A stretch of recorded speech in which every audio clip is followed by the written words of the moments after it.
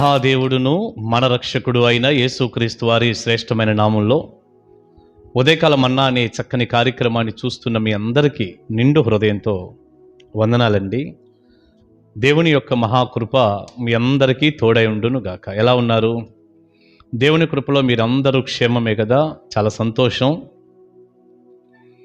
మీరందరూ క్షేమంగా ఉండాలని మేము ప్రార్థిస్తూనే ఉన్నాం.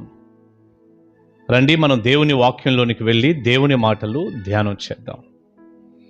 ప్రియులారా, దేవునికి ఇష్టమైనటువంటి నివాసం ఏది అన్న విషయాన్ని ఈరోజు మనం చూద్దాం. దేవునికి ఇష్టమైన నివాసం ఏదంటారు? వాస్తవంగా ఆయన నివసించే నివాసం మన యొక్క హృదయమేగా, మన శరీరం, మన జీవితమేగా.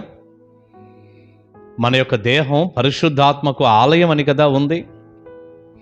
కనుక మన దేహాలు దేవునికి ఇష్టమైనటువంటి నివాసాలు అని మీరు చెప్తారు, మంచి మాట. కానీ అన్ని దేహాలలో దేవుడు నివసిస్తాడని మీరు అనుకుంటారా? అన్ని దేహాల్లో దేవుడు ఉంటాడా? కాదుగా. దేవునికి ప్రత్యేకమైనటువంటి నివాసం కొన్ని ఉంటాయి. అదేంటి అంటే, ప్రార్థనలో నలిగిన శరీరాలు దేవునికి ఇష్టమైన నివాసాలట. ఒక గొప్ప దైవజనుడు ఒకసారి అన్నాడు, దేవునికి ఇష్టమైన నివాసం ఏది అంటే ప్రార్థనలో నలిగిన శరీరాలు అన్నాడు.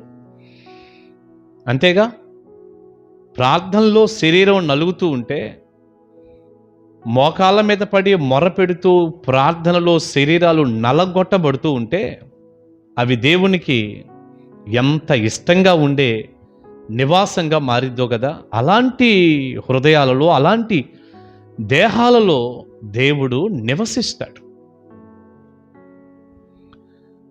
సాధారణంగా మనం ఏదన్నా ఒక ఇల్లు కొనుక్కుంటాం అనుకోండి. ఇల్లు కొనుక్కోవటానికి వెళ్ళాం. ఎలాంటి ఇల్లు కొనుక్కుంటాం? మీరే చెప్పండి. ఏ ఇల్లు పడితే ఆ ఇల్లు కొనుక్కోం కదా.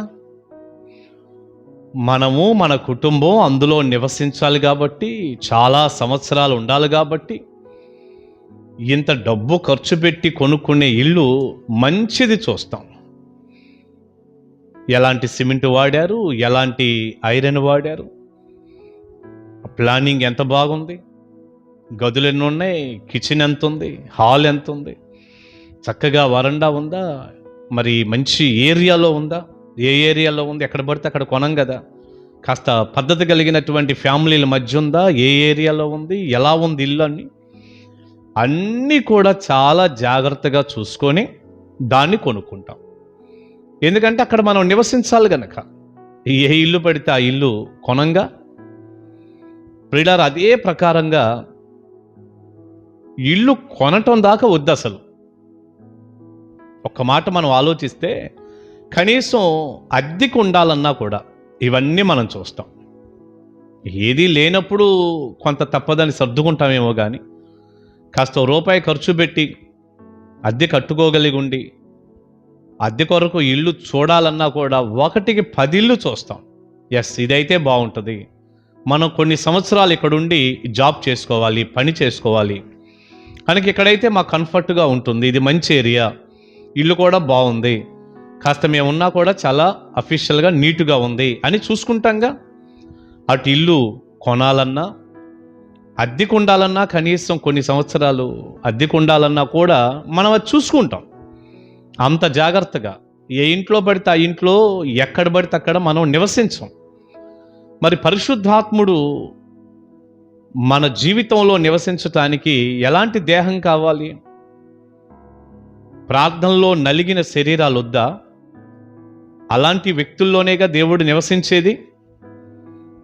ఈనాడు బోలెడు మందిని మనం సంఘంలో చూస్తున్నాం. ఏం పర్వాలేదు, దేవుడు నాలోనే ఉన్నాడు, నాతోనే ఉన్నాడు, నా హృదయమే ఆయనకి ఆలయం అనుకుంటూ అన్ని లోక సంబంధమైన కార్యక్రమాలు చేసే వాళ్ళను మనం చూస్తాం. చెడులో ఉంటారు, పాపంలో ఉంటారు, తాగుబోతులుగా ఉంటారు, ఏమండి భయంకరమైనటువంటి తిరుగుబోతులుగా ఉంటారు, పాపంలో ఉంటారు, మోసగాళ్ళగా ఉంటారు, హృదయం నిండా కూడా కుళ్ళు కుచితాలతో, అసూయతో, మోసాలతో, స్వార్థాలతో నింపబడిన వ్యక్తులుగా ఉంటారు. ప్రార్థనా జీవితాలు ఏముండవు, ప్రార్థనే ఉండదండి. ఎట్నుంచి ఏమొచ్చిద్దా అని ఈ తపనతోనే తిరుగుతుంటారు. మరి ఇప్పుడు చెప్పండి, అలాంటి దేహాలు దేవునికి ఇష్టమేనంటారా? మన చేతిలో బైబిల్ పట్టుకున్నంత మాత్రాన దేవుడు మనలో ఉన్నట్టేనంటారా? ఇప్పుడు బైబిల్ మనం కొనుక్కొని పట్టుకున్నామండి, ఇక దేవుడు మనలో ఉండిపోయిన దానికి అది ఏమన్నా ఆమోదం? అది బైబిల్ గ్రంథం చదువుకోవటానికి మన దగ్గర ఉండటం చాలా మంచిది, వెలకట్టలేంది. అంత మాత్రంతో దేవుడు ఉన్నాడు అంటానికి రుజువు లేదుగా. దేవుడు ఉండాలంటే ఒక పరిశుద్ధమైన జీవితం, ప్రార్థనలో నలిగిన జీవితం ఉండాలి. కానీ ఏదో ఆదివారం బైబిల్ మోసుకొని ఇంటికి వెళ్ళిపోతున్నా, తర్వాత వారం అంతా లోకంలో పడి తిరుగుతూ ఉంటే అలాంటి వ్యక్తులు దేవుడికి ఇష్టం ఉండదు. అలాంటి శరీరాలను దేవుడు నివాసాలుగా ఏర్పాటు చేసుకోడు. ప్రార్థనలో నలిగిన శరీరాలు, ఒక గొప్ప దైవజనుడు అన్న మాట మళ్ళీ గుర్తు చేస్తున్నాను. ప్రార్థనలో నలిగిన శరీరాలే దేవునికి ఇష్టమైన నివాసాలు. ప్రియబిడ్డ, నీ ప్రార్థన సమయం అంతా నువ్వు ప్రార్థన చేస్తున్నావా? తప్పనిసరిగా ప్రార్థనలో పోరాడు, దేవుడు నీకు సహాయపడతాడు. నీ శరీరంలో, నీ దేహంలో దేవుడు నివసిస్తాడు. పరిశుద్ధ గ్రంథంలో నుంచి ఒక్క మాట ఎలా చదువుతాను. మార్కు సువార్త 1వ అధ్యాయం 35వ వచనాన్ని చదువుతాను. ప్రార్థన గురించిన ఒక మాట. ఆయన పెందల కడనే లేచి ఇంకను చాలా చీకటి ఉండగానే బయలుదేరి అరణ్య ప్రదేశమునకు వెళ్ళి అక్కడ ప్రార్థన చేయుచుండెను. యేసయ్య గురించి రాయబడిన మాట. పెందల కడనే లేచాడట, ఇంకా చాలా చీకటిగా ఉండగానే. చూసారా, పెందలాడే అంటే కొంపదీసి మీరు ఏ 7:30, 8 అనుకుంటారు. అందుకని మార్కు భక్తుడు చక్కగా రాస్తున్నాడు. ఇంకా చాలా చీకటిగా ఉండగానే బయలుదేరి అరణ్య ప్రదేశమునకు వెళ్ళి అక్కడ ప్రార్థన చేయుచుండెను అని చూస్తున్నాం. యేసు ప్రభు వారికే శరీరధారిగా ఉన్నప్పుడు అంత ప్రార్థన అవసరమైతే, ఆయన మహాదేవుడు కదండి, గొప్ప దేవుడు. శరీరధారిగా ఉన్నప్పుడు మాత్రమే ఆయన మాటలు ఇలా మనం చూస్తాం. మరి ఆయన శరీరధారిగా ఉన్నప్పుడు ఆయన ప్రార్థనా జీవితాన్ని ఇంతగా కొనసాగించుకొని కాపాడుకుంటే మనకెంత కావాలి? మనమెంత మొరపెట్టాలి? మనమెంత ప్రార్థన చేయాలి? బద్ధకాన్ని విడిచిపెట్టండి. ప్రార్థన చేయకుండా ఉండే జీవితం నుంచి బయటికి రండి.